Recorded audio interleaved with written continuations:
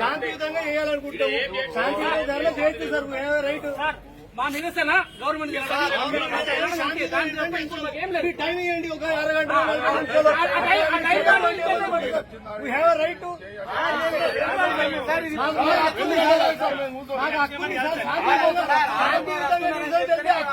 Sir, శాంతియుతంగా నిజం చేస్తున్నాం సార్ మేము.